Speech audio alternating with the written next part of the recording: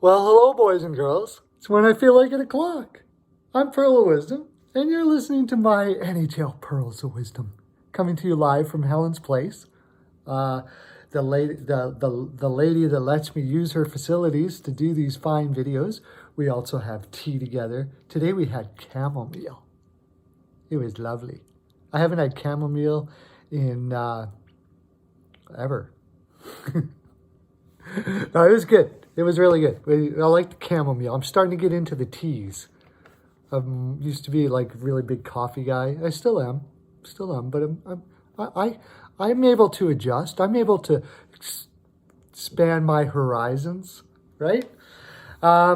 Yesterday, I've got spankings lined up for all week. I'm just going to the Spanking Institute pretty much all week long. Between naps, I'll be just heading back to the Spanking Institute, back again. I think I'm just going to start my own. That's going to be my new business. I'm going to start my own. Pearl of Wisdom's House of Spanking is what I was saying before. I'm just going to have to do that. I was not a good day, but I did do something. I got a letter here from Daryl Blank from Livingston, England.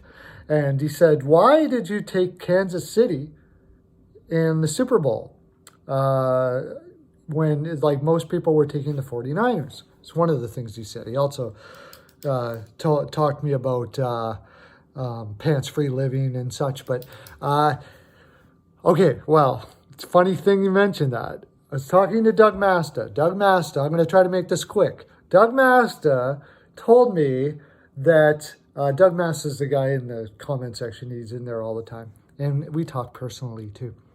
Doug Masta told me that the NFL got sued for the whole football incident with Brady and stuff like that. Somebody sued him because he wasn't able to, he felt cheated because of this whole situation that happened. They had a big lawsuit against them. And I don't know all the details, except for apparently, and I looked it up, and you can look it up yourself, that they won the lawsuit by stating that they are a sports entertainment company, which is the same as the NFL or the WWE, Worldwide Wrestling. And the other one would be roller derby. So they got off saying we can fix the games if we want. We're allowed to because we're sports entertainment. So I said, this conspiracy, I said that if that's the case, then what's going to happen is they need a black superstar quarterback in the NFL. And why do they need that? Because the NFL is a macho fighting, military almost type sport. It's, in fact, based on a lot of that. It's based on trying to overcome the opposition, conquering all of that, which rings the ears well of the right wing type thought process, generally speaking. If you're going to, it's huge sponsorship here. The more numbers you get, the bigger the money and all that stuff like that. And the more money you take from sponsors, the more power they have over you. And they say, well, if that's the case, we need more, blah, blah, blah. We want to see this, and we want to see, what would they want to see? The left wing. That was how they would expand their viewership, by bringing in the left wing viewer. So how are you going to do that? First of all, black superstar quarterback. The NFL has never had a superstar black quarterback.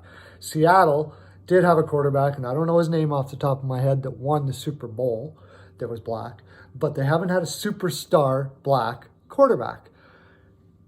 So I said KC because, and I said there's more to that. If you look on the other side, on the 49ers, what's San Francisco known for?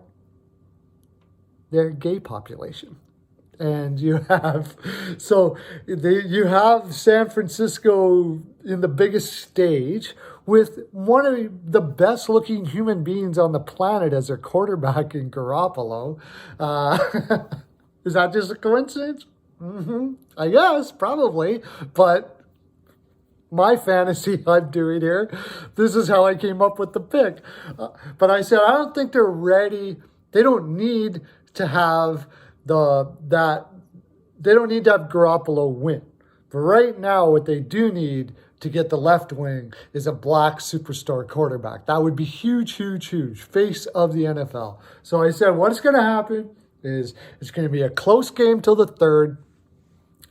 I even said that KC would be down 10, and then Mahomes would do like a Brady-like freaking run and pass all the way and quick. Like, do you notice how quick it was? The quick, each possession was quick, and they would catch up and eventually win the game by, I said 14, it turned out to be 11. So anyways, Mr. Daryl Blank, that's how my brain works. I didn't bet on the game, by the way. I just was conversing with Doug, and he'll, in the comment section, he'll confirm this, I hope, because that's exactly what we were talking. We were laughing our ass off yesterday about it. So anyways, that's why. Okay, so let's get to the games today. Panthers versus the Leafs. Very, very, very interesting game. We don't know who's going to be in net. Martin Ball.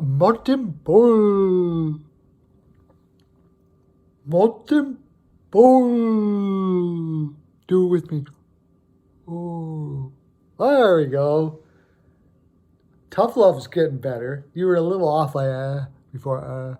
You weren't getting the but now you're getting it. It's good. Anyways, could very well be in net here. It could be Bobrovsky.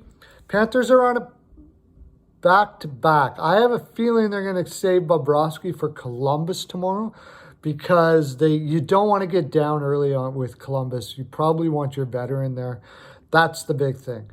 The Leafs are probably going to be a run-and-gun game anyways, and you like good goaltending no matter what, but the Florida Panthers don't really have it. The Leafs are going to be rocking Anderson, already confirmed. The thing is, the Panthers are getting 2.5 on your money. Then there's uncertainty. Here we go again.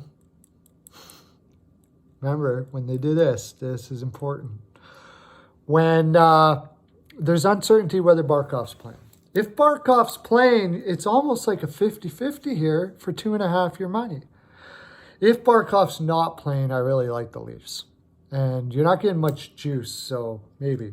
Maybe Panthers on the PL would be a nice, safe 2.5, somewhere around there. That's not a bad play, I would say, here. Stars versus Rangers. Lundqvist is in net for the Rangers. The Stars have had trouble scoring. They played a lot lately, too. I'm going to lean to the Rangers. I'm going to say, like, 3-1 or something like that. Flyers, Red Wings. The Flyers are playing 3 games in 4 nights. If there was a place for the Red Wings to win a game, to me, this seems like a pretty darn good spot. I'm going to say Red Wings PL on this, okay? It feels like a dog day. They could all be dog plays here, and you could make some really good coin. They're tough games, but I think they're good dog games. And I might even do I got my last 3 parlays I nailed. I may do that here if you want to see that. You can go to the Patreon, and I'm going to put my last video down where it talks about a challenge that we're going to be doing, parlay challenge, and you can take a look at that. Tell me if you want to add anything in there. And Eric Card offered to give memorabilia to win for that. And that's good. Thank you, Mr. Eric Card. So I'm going to send you know what. I'm going to put EC on there.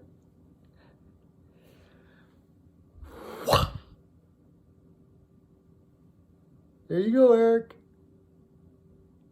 All for you.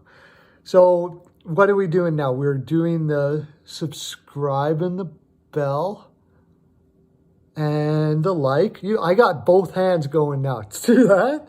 I know. I've been practicing. I've been doing my stretches, you know. And like, remember, I told you I could only do like one like a day before. And I got up to 7, and now I started doing. I'm being ambidextrous, and I'm also using both hands. And now I'm doing both hands at the same time. You can do it too. Maybe I'll do a video to show you how to do that. Well, boys and girls, that's my full 42%. Make sure you go over to BPAL Picks, where we got into some really deep conversation about the Florida-Toronto game. Give you a lot of details on that. If you really want to dig deep into your picks. I don't know what that means, but for some reason that felt like I should do that. Have a great day from the creepy one. Lots of love to you.